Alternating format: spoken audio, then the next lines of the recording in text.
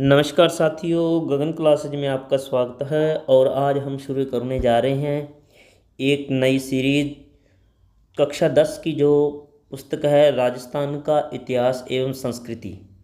उसके प्रत्येक अध्याय के हम एमसीक्यूज देखेंगे। ये सीरीज़ बहुत लंबी चलेगी साथियों। कोशिश रहेगी कि इस बुक के कोई भी अध्याय का छोटा सा क्वेश्चन भी ना छूटे। और मेरा आपसे वादा है कि आपको ये एमसीक्यूज़ की सीरीज़ देखने के बाद आपको इसको दोबारा से पढ़ने की ज़रूरत नहीं पड़ेगी। तो चलो करते हैं शुरू। पहला सवाल है, राजस्थान भूभाग के लिए सर्वप्रथम राजपूताना शब्द का प्रयोग किसने किया? तो ये किया था जॉर्ज थॉमसन ने। Next, annals and antiquities of Rajasthan के लेखक कौन थे जिन्होंने राजस्थान के लिए राजस्थान शब्द दिया? तो ये शब्द दिया उन्होंने 1829 में अपनी इस पुस्तक में कर्नल जेम्स टोड ने।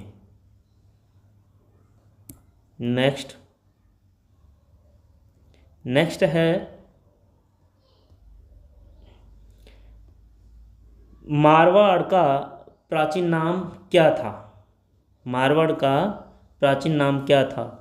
तो मारवाड़ का प्राचीन नाम था मरु या मरुवार, जिसका उल्लेख ऋग्वैदिक काल में भी हुआ है।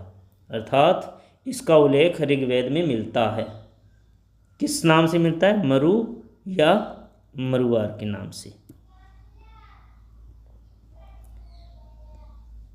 नेक्स्ट है,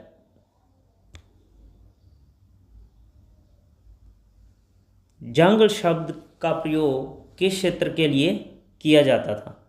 जंगल शब्द का प्रयोग यहाँ शमी, कैर और पीलू के वृक्ष पाए जाते थे, वो क्षेत्र था बीकानेर और नागौर का, जिसे जंगल देश के नाम से जाना जाता था। तो साथियों, हम इस तरह इस बुक के प्रत्येक अध्याय को एमसीक्यूज के वाइज देखेंगे और इसको संपूर्ण करेंगे।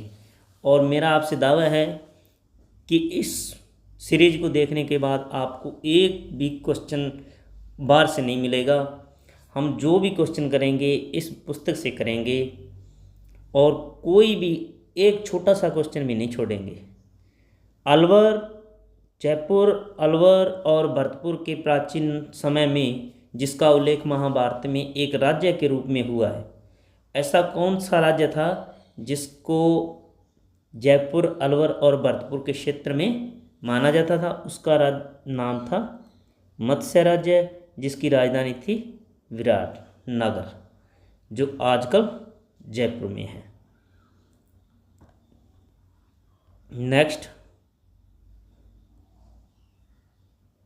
सूरसेन राज्य में कौन कौन से क्षेत्र शामिल थे जिसका उल्लेख महाभारत में किया गया है?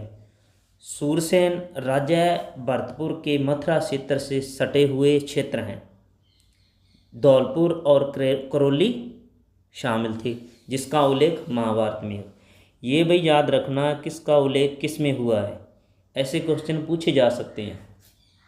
और सूरसेन राज्य का उल्लेख किस में आता है? महाभारत में आता है।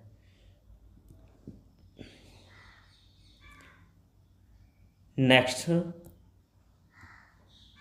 माही नदी के पास प्रतापगढ़ का भूभाग कांठल कहलाता था, क्योंकि यह क्षेत्र माही नदी के किनारे अर्थात कांठे पर स्थित होने के कारण और 56 गांवों का समूह होने के कारण प्रतापगढ़ और बांसवाड़ा के जो मध्य भूभाग है उसको 56 का मैदान के नाम से जाना जाता है। नेक्स्ट, भैंसरोडगढ़ से लेकर बिजोलिया तक का क्षेत्र पठारी होने के कारण यह किस नाम से जाना जाता है? ऊपरमाल के नाम से जाना जाता है। नेक्स्ट,